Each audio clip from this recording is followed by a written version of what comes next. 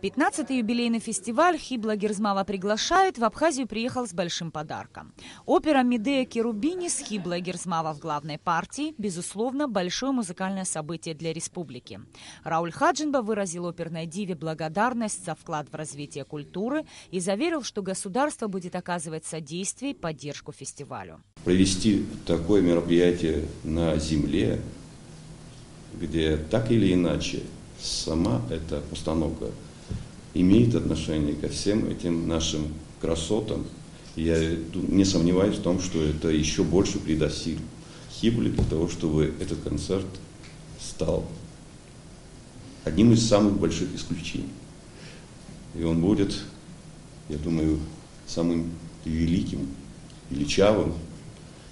И продолжение это будет иметь место. Мы всегда поддержим, мы будем рядом и готовы вот в этом направлении работать.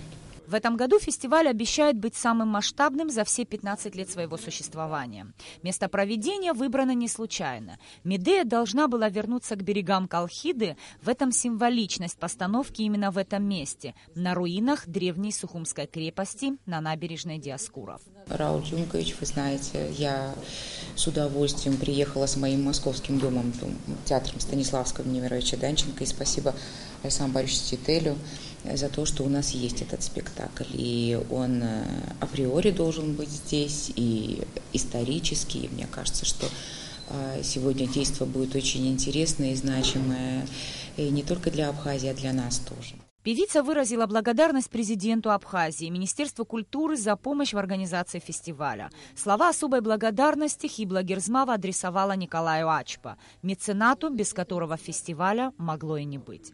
Рауль Хаджинба вручил подарки гостям и преподнес Хибле Герзмава букет цветов. Нис Фаршба Беслан Шхинджери, Абхазское телевидение.